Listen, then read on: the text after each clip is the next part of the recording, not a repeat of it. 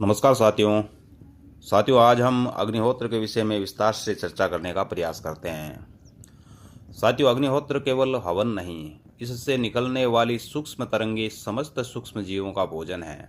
एक होती है सूक्ष्म दुनिया और एक होती है स्थूल दुनिया।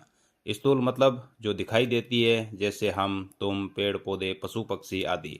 और सूक्ष्म दुनिया मतलब जो दिखाई नहीं देती, जैसे निर्माण केवल सूक्ष्म जगत में ही होता है, भौतिक जगत में केवल जुड़ाव हो सकता है, निर्माण नहीं।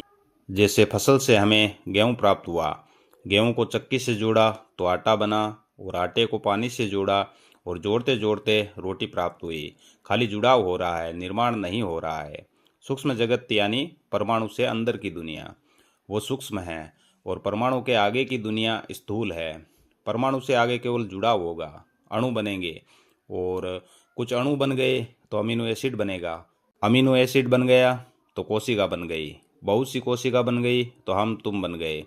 हम जो हैं अणु और जीवाणुओं का मेल जोल है। अणु और जीवाणु सूक्ष्म दुनिया है और निर्माण यही दुनिया करती है। जैसे हम मिट्टी में बीज डालते हैं तो पौधा या फसल के रूप में निर्माण होता है। इसलिए सूक्ष्म दुनिया को भोजन कराना प्रत्येक मनुष्य का परम कर्तव्य है।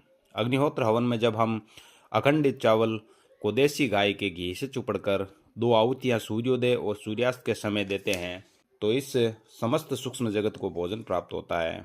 इसलिए हमारी दादी नानी जब चूल्हा जलाती थी तो रोटी का टुकड़ा घी से चुपड़कर थोड़ी चीनी मिलाकर चूल्हे में अर्पित करती थी। ये परंपरा अब गैस चूल्हे आने के बाद विलुप्त हो गई है। इसलिए हर मनुष्य को नित्य अग्निहोत्र करना चाहिए। इससे आप कभी बड़ी बीमारियों से ग्रसित नहीं होंगे। किसी भी प्रकार का नशा आपको स्पर्श नहीं करेगा।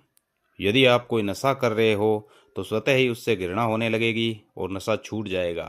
खेती में नित्य अग्निहोत्र और इससे प्राप्त भस्म का आप प्रयोग करते हो तो बिना किसी जैविक या केमिकल फर्टिलाइजर का प्रयोग किए अन्य किसानों से ज़्यादा उत्पादन प्राप्त होता है।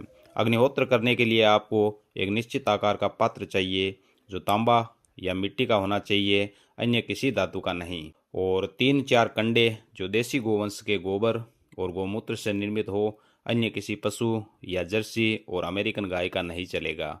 2 चुटकी चावल, जिसमें चावल को बीन लेवें, खंडित चावल को निकाल देवें, और 2 बूंद देसी गाय का घी। बस इतनी ही सामग्री अग्निहोत्र करने के लिए चाहिए। तो मैं शीघ्र ही एक वीडियो लाऊंगा जिसमें लाइव अग्निहोत्र करके आपको बताने का प्रयास करूंगा, और इससे क्या क्या लाभ प्राप्त हम कर सकते हैं इसके विषय में हम जानने का प्रयास करेंगे। तो मिलते हैं अगले वीडियो में किसी नई जानकारी के साथ। तब तक के लिए नमस्कार, धन्यवाद।